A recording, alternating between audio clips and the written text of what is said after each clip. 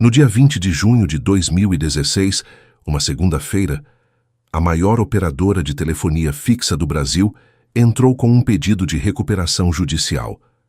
65 bilhões e 400 milhões de reais em dívidas, o maior pedido de recuperação da história brasileira até então. E não estamos falando de uma empresa desconhecida, estamos falando da Oi, a empresa que, poucos anos antes, era chamada de Supertele Nacional. A empresa que levava telefone para lugares onde ninguém mais chegava. A empresa que estava presente em 4.854 municípios brasileiros, 70 milhões de clientes, 138 mil funcionários diretos e indiretos, 27 bilhões e 400 milhões de reais em faturamento só no ano anterior. E, de repente, tudo desmoronando. A história da Oi não começou com esse nome. E não começou como um colapso. Começou em 1998, quando o governo brasileiro decidiu privatizar o sistema Telebrás. Era o governo Fernando Henrique Cardoso, e a ideia era simples: dividir o monstro estatal em 12 empresas menores e abrir o setor para a iniciativa privada. Acabar com o monopólio. Criar competição. Uma dessas 12 empresas foi a Telenorte Leste Participações, que depois ficou conhecida como Telemar. Ela era a maior das fatias, 16 estados. Rio de Janeiro, Minas Gerais e praticamente todo o norte e nordeste do Brasil. Era bonito de ver no mapa.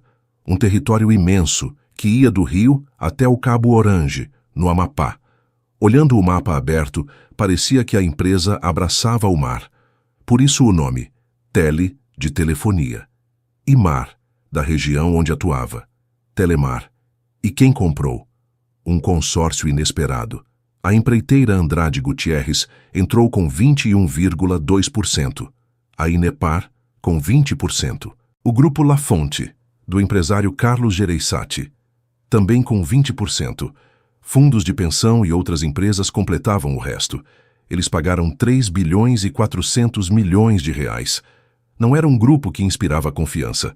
O então ministro das Comunicações, Luiz Carlos Mendonça de Barros, segundo relatos da época, chegava a se referir à Telemar como Telegangue.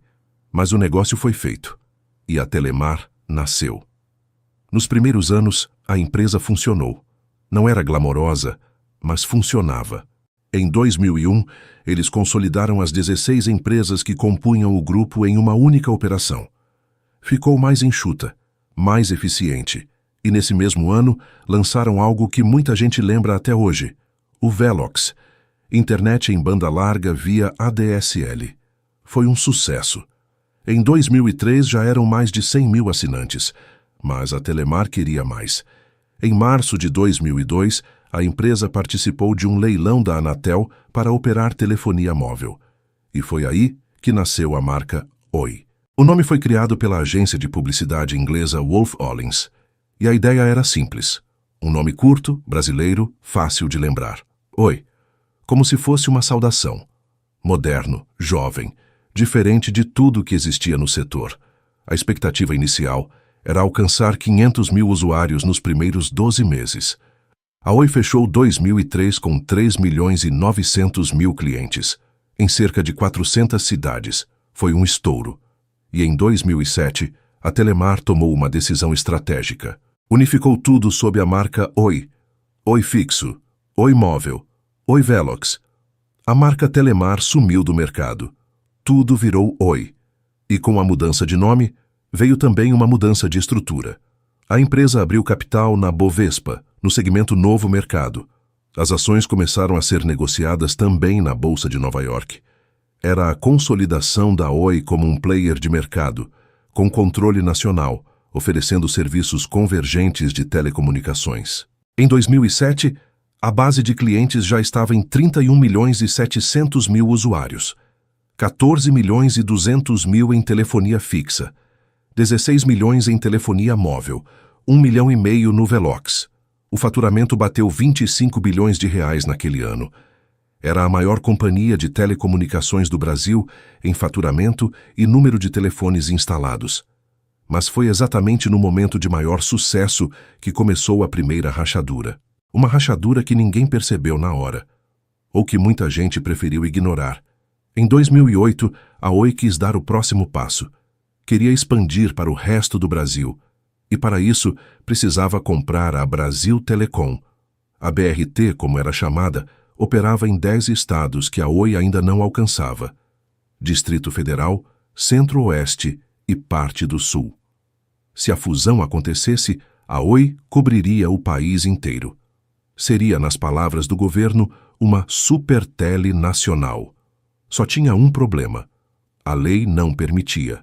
O modelo de privatização criado em 1998 foi desenhado justamente para evitar isso, para manter a competição, para impedir que uma empresa dominasse tudo de novo. Mas o governo Lula queria a fusão, e não só queria, fez acontecer. Em janeiro de 2008, depois de 2 meses de negociações intensas, com participação direta de membros do governo, a Oi e a Brasil Telecom chegaram a um acordo verbal. 4 bilhões e 800 milhões de reais. Mas ainda faltava resolver a questão legal. E foi aí que o presidente Lula baixou um decreto. Um decreto presidencial que mudava o Plano Geral de Outorgas, que permitia pela primeira vez que uma concessionária de telefonia comprasse outra de área diferente. A lei que impedia a fusão foi literalmente jogada para o espaço. Por quê? O discurso oficial era claro: criar uma empresa brasileira forte o suficiente para competir com as gigantes estrangeiras. A Telefônica era espanhola. América Móvil, do bilionário mexicano Carlos Slim, controlava a Claro, a NET e a Embratel. O Brasil precisava de uma campeã nacional, e a Oi seria essa campeã. Em abril de 2008, a Oi anunciou oficialmente a compra da Brasil Telecom por 5 bilhões e 863 milhões de reais. O negócio foi concluído em maio de 2009. A Oi agora operava em todo o território nacional. Mas tem um detalhe que poucos notaram na época. Para viabilizar a compra, o governo não só mudou a lei, também colocou dinheiro. Muito dinheiro. O BNDES injetou 2 bilhões e 569 milhões de reais. O Banco do Brasil, 4 bilhões e 300 milhões. Fundos de pensão de empresas estatais, Previ, Petrus, Funcef, também entraram na jogada. A Oi não comprou a Brasil Telecom sozinha. O governo comprou junto. E aqui está a primeira grande decisão que ninguém questionou na hora, mas que anos depois se revelaria fatal. A Oi não estava apenas crescendo. Estava assumindo dívidas, muitas dívidas, e criando um modelo de negócio que dependia do governo, de decretos, de mudanças nas regras. Mas em 2009, 2010, ninguém se importava com isso, porque a Oi estava no auge. Estava em todo lugar. Você ligava à TV, a Oi estava lá. Abria o jornal, a Oi estava lá. Campanha Oi, simples assim. Patrocínio de eventos. A marca se tornou parte da vida brasileira. E a empresa não parou. Em dezembro de 2007, comprou a Amazônia Celular por 120 milhões de reais. Em 2010, a Portugal Telecom comprou 22,4% da Oi, dando início a uma parceria estratégica entre as duas empresas. No mesmo ano, já se falava da possibilidade de a Oi comprar a Portugal Telecom inteira. Em 2013, a base de clientes da Oi chegou a 74 milhões e 900 mil unidades geradoras de receita. Telefonia móvel, fixa, banda larga, TV por assinatura. A empresa estava presente em praticamente todo o Brasil. Em algumas regiões, era a única operadora disponível. 7.500 localidades dependiam exclusivamente da Oi para ter comunicação. A Oi era grande demais para quebrar. Ou pelo menos era isso que todo mundo pensava. E se você usou a Oi pelo menos uma vez? Se teve aquele chip laranja no celular? Se conectou o modem do Velox na tomada telefônica e esperou aquele barulhinho de conexão? Se ligou do orelhão azul com o cartão da Oi? Comenta aqui embaixo, porque para muita gente, a Oi não foi só uma operadora de telefone. Foi o jeito de matar a saudade, de ligar para casa, de acessar a internet pela primeira vez. E eu quero saber, qual é a sua lembrança mais forte dela? Mas enquanto a marca Oi crescia, os problemas financeiros também cresciam. só que de forma silenciosa, invisível. Porque a empresa continuava faturando, continuava crescendo, e todo mundo assumia que estava tudo bem. Em 2 de outubro de 2013, a Oi anunciou algo que parecia, no papel, uma jogada genial: a fusão com a Portugal Telecom. A ideia era criar uma holding chamada Corpco, que controlaria as duas empresas. A nova companhia teria operações em todos os países de língua portuguesa, mais de 100 milhões de clientes, faturamento de quase 40 bilhões de reais. A Oi receberia ativos da PT em África e Ásia. Seria uma gigante global. O CEO da nova empresa seria Zeinal Bava, executivo português respeitado no setor. O negócio foi aprovado pela Anatel, pelo CADE, pela Autoridade da Concorrência de Portugal. Parecia que tudo estava indo bem. Até que em julho de 2014 o mundo desabou. A Portugal Telecom tinha comprado títulos de dívida de uma holding chamada Rio Forte, uma empresa do Grupo Espírito Santo, que era um dos principais acionistas da própria Portugal Telecom. O valor? 897 milhões de euros. Quase 2 bilhões e 700 milhões de reais na cotação da época. E a Rio Forte não pagou. Calote. Completo. O dinheiro sumiu. E pior, descobriu-se que havia irregularidades contábeis na holding, dívidas não contabilizadas, sobrevalorização de ativos. O Grupo Espírito Santo, uma das principais dinastias de negócios de Portugal, estava em colapso. O Banco Espírito Santo quebrou logo em seguida. E a Oi estava no meio disso tudo, porque na fusão ela tinha incorporado subsidiárias da Portugal Telecom. E essas subsidiárias tinham comprado os títulos podres da Rio Forte. De repente, quase 3 bilhões de reais viraram pó. A notícia se espalhou. As ações da Oi despencaram. Em 11 pregões, os papéis caíram de R$ 2,25 para R$ 1,54. Uma desvalorização de 31,56%. A empresa perdeu 2 bilhões e 100 milhões de reais em valor de mercado em menos de 2 semanas. O BNDES, principal acionista estatal da Oi, soltou uma nota dizendo que as operações da Portugal Telecom, na Rio Forte, eram inconsistentes com padrões mínimos de governança corporativa. Conselheiros brasileiros da Oi renunciaram ao conselho da PT.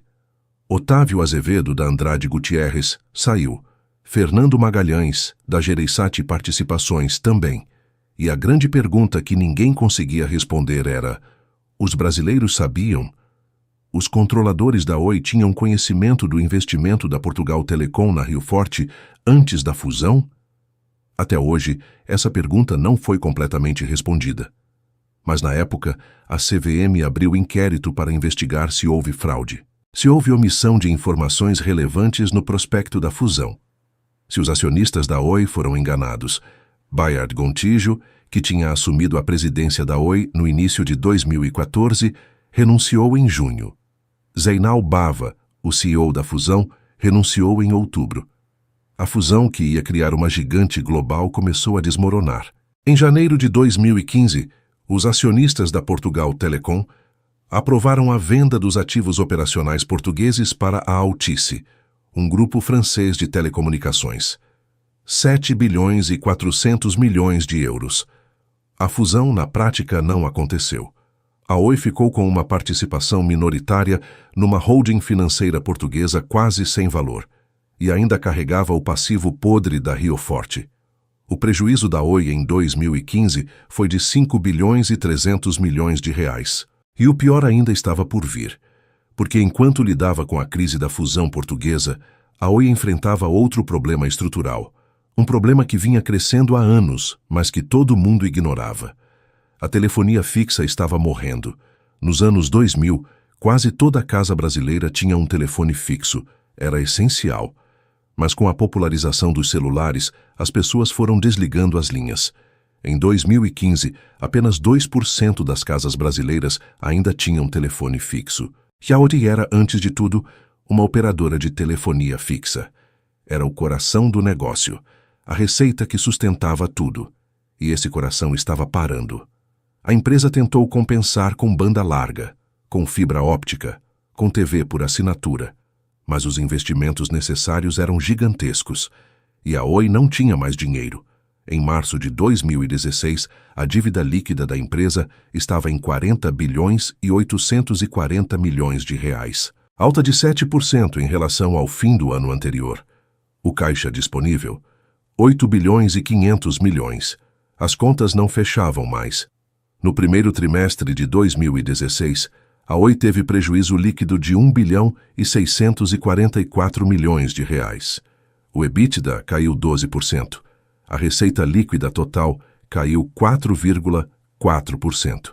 E pior, os vencimentos das dívidas estavam chegando.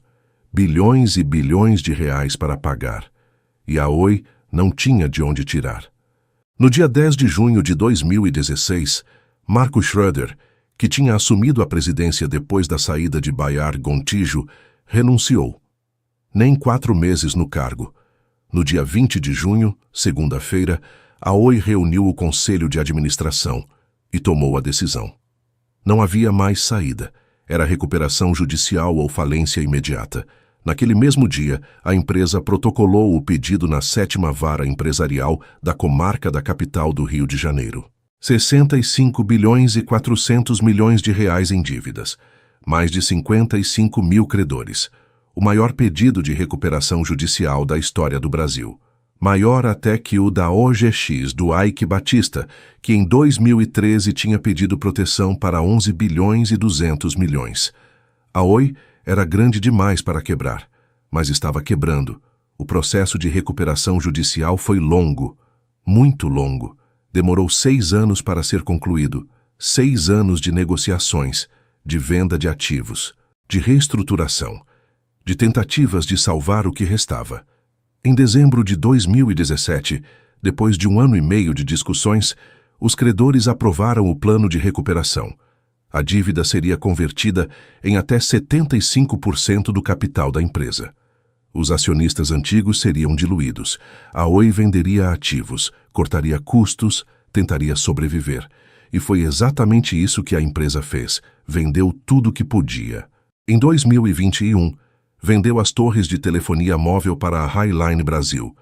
1 bilhão e 70 milhões de reais. Vendeu os data centers para a Piemonte Holding. 325 milhões. E em 2022, fez a venda mais dolorosa. A telefonia móvel. A Oi Móvel, que tinha sido o grande sucesso da empresa, foi vendida para um consórcio formado por TIM, Vivo e Claro. 16 bilhões e 500 milhões de reais.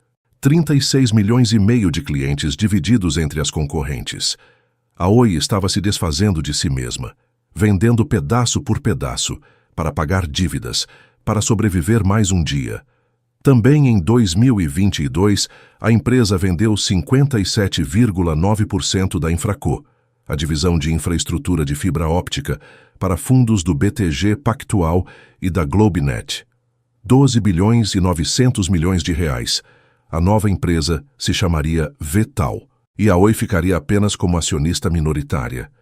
Com todas essas vendas, a Oi conseguiu reduzir a dívida de 90 bilhões para 33 bilhões de reais.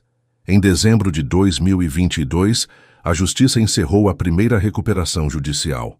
A Oi tinha sobrevivido, ou pelo menos era o que parecia, porque a empresa que saiu da recuperação não era mais a Oi que todo mundo conhecia. Era uma casca.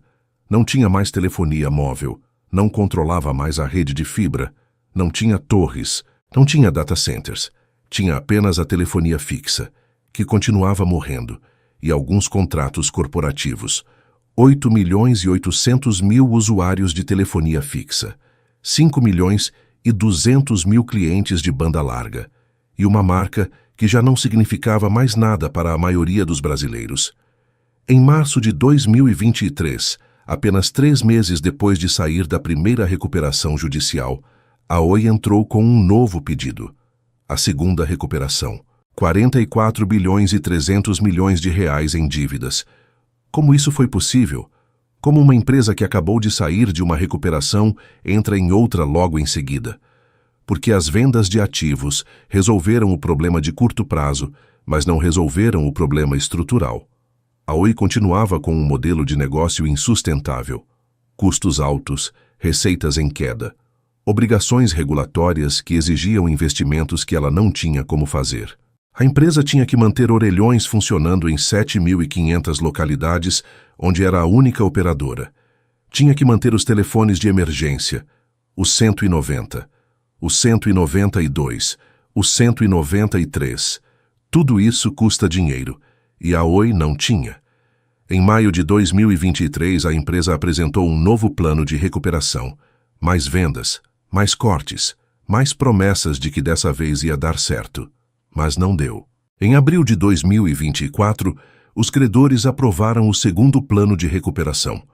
79,87% dos credores quirografários votaram a favor.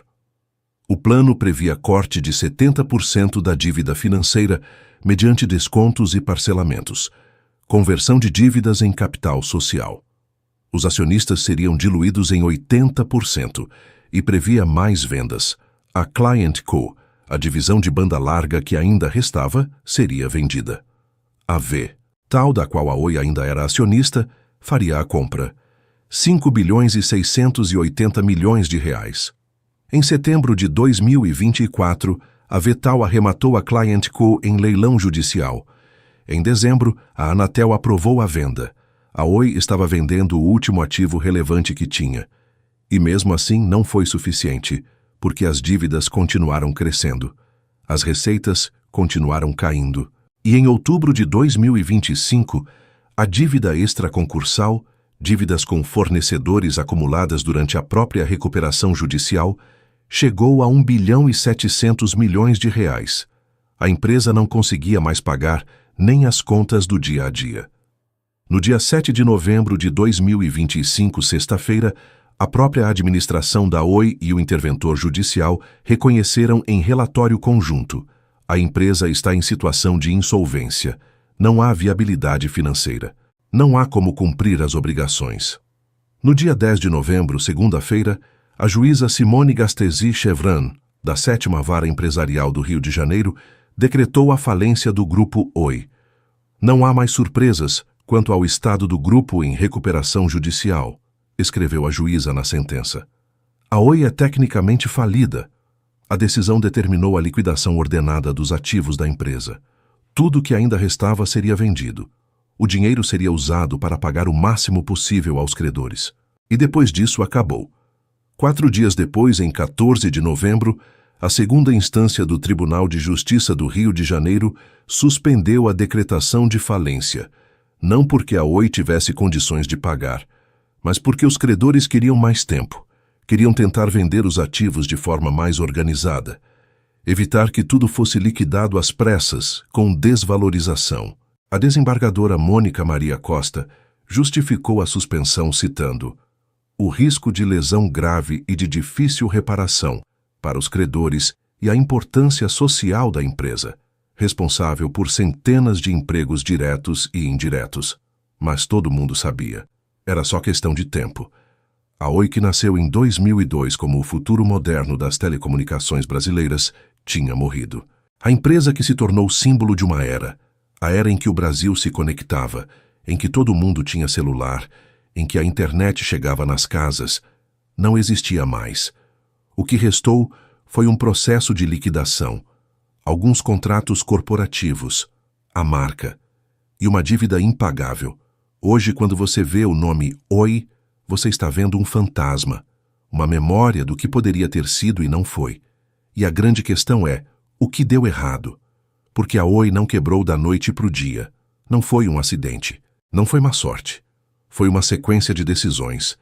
Decisões que pareciam racionais na hora. Decisões que foram aplaudidas. Decisões que construíram um gigante com os pés de barro. A compra da Brasil Telecom, em 2008, foi a primeira rachadura, porque a Oi não comprou só uma empresa, comprou uma dívida. E para viabilizar a compra dependeu de mudanças na lei, de dinheiro do governo, de um modelo que só funcionava enquanto o governo apoiava. A fusão com a Portugal Telecom, em 2013, foi o segundo erro, porque ninguém fez a due diligence direito. Ninguém checou onde a PT estava investindo o dinheiro. E quando o calote da Rio Forte aconteceu, A Oi já estava tão emaranhada com a Portuguesa que não tinha como sair ilesa. Mas o erro mais profundo foi estratégico. A Oi construiu um império baseado em telefonia fixa. E quando o mundo mudou, quando os celulares se tornaram onipresentes, quando a banda larga virou fibra, quando a competição aumentou, a empresa não conseguiu se adaptar rápido o suficiente. Ela tentou, investiu em banda larga, em fibra, em TV por assinatura, mas sempre um passo atrás, sempre com menos dinheiro que os concorrentes, sempre carregando o peso das dívidas antigas. E quando veio a crise, não havia gordura para queimar, não havia margem de erro. A primeira recuperação judicial salvou a empresa da falência imediata, mas a transformou em outra coisa, algo que não era mais viável. Uma operadora de telecomunicações sem telefonia móvel, sem rede própria de fibra, apenas com obrigações regulatórias e dívidas. A lição da Oi não é sobre má gestão, não é sobre corrupção, não é sobre um vilão específico que destruiu a empresa. É sobre algo mais sutil e mais perigoso. É sobre a ilusão de grandeza. A Oi foi chamada de Supertele, de campeã nacional. E acreditou nisso. Acreditou que era grande demais para quebrar, que o governo sempre ajudaria, que os credores sempre esperariam, que haveria sempre mais tempo. Mas não havia. A Oi, hoje, é um processo judicial. É uma lista de credores esperando receber o que podem. É uma marca que ainda aparece em alguns contratos corporativos. É uma história de advertência. E talvez, daqui a alguns anos, quando alguém perguntar, "Você lembra da Oi?", a resposta será, "Lembro. Era a empresa que tinha tudo para dar certo."